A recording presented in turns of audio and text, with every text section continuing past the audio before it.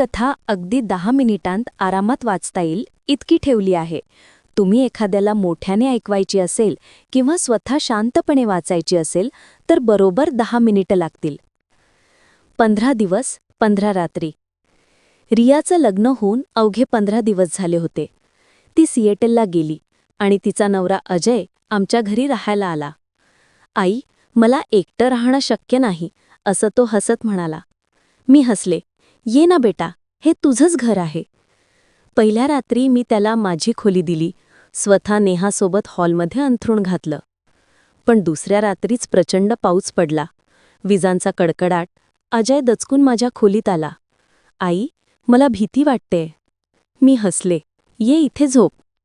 तो माझ्या शेजारी लेटला, खूप अंतर ठेवून. पण मध्यरात्री जाग आली तेव्हा त्याचं डोकं माझ्या खांद्यावर होतं. त्याचा श्वास माझ्या मानेवर येत होता. मी हलले नाही, फक्त हळूच त्याच्या केसांतून बोटं फिरवत राहिले. सकाळी तो लाजला, मी पण लाजले. पण संध्याकाळी तो पुन्हा आला, हातात 2 कप कॉफी. पाऊस थांबला होता तरी तो म्हणाला, आई, आज तरी येऊ शकतो का? मी हसले. दरवाजा उघडाच आहे. आता रोज रात्री आम्ही एकत्र असायचो. बोरलावरचा लाईट बंद, फक्त रस्त्यावरचा पिवळा दिवा खिडकीतून यायचा. तो माझा हात हातात घ्यायचा, बोटं गुंफायची.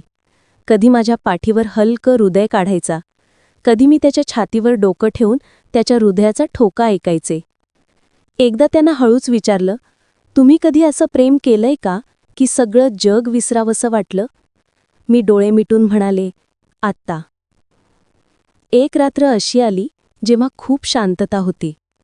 तो माझ्या शेजारी आला, हातात हात घेतला आणि पहिल्यांदा माझं नाव घेतलं. प्रिया. मी हसले. मी प्रिया नाही. तो माझ्या डोळ्यात खोलवर बघत म्हणाला, मला माहीत आहे, पण माझ्या हृदयात आता फक्त तूच आहेस. मी रडले. तो माझ्या अश्रूंना पुसत म्हणाला, रडू नका, उद्या रिया येते. मी त्याच्या छातीवर डोकं ठेवलं आणि खूप रडले. तो माझ्या केसांतून बोटं फिरवत राहिला. हे सगळं स्वप्नासारखं वाटतंय, पण खरं आहे ना? मी मान हलवली. शेवटची रात्र. आणि दोघेही जागे होतो. त्याने मला घट्ट मिठीत घेतलं. मानेवर, गालावर, कपाळावर, डोळ्यांवर चुंबनांचा वर्षाव केला. मी पण त्याला परत केलं. काहीही बोललो नाही, फक्त एकमेकांच्या श्वासात हरवलो. त्याच्या डोळ्यात पाणी होतं, माझ्याही. त्याने माझ्या हातात एक छोटंसं चिठ्ठी ठेवली. त्यावर फक्त एवढंच लिहिलं होतं, तुझ्या नावाने रोज रात्री झोपेन आणि तुझ्या आठवणीनं रोज सकाळ उजाडेन. हे प्रेम कधीच बोललं जाणार नाही, पण माझ्या हृदयात तू सदैव राहशील. सकाळी रिया आली. तिने मला मिठीत घेतले तेव्हा मी हसले, पण डोळ्यात ती रात्र होती. अजयने माझ्याकडे एकवार पाहिलं. त्या एका नजरेत सगळं सामावलं होतं. आभार, वेदना, प्रेम आणि निरोप. रिया घरी आल्यावर अजय परत गेला. पण रोज रात्री 12 वाजता माझ्या फोनवर एक मेसेज येतो, आई, झोपल्या का? मी उत्तर देते, नाही. तो लिहितो, मी पण नाही. तुझ्या आठवणीनं झोप येत नाही. मी फोन खाली ठेवते आणि डोळे मिटते.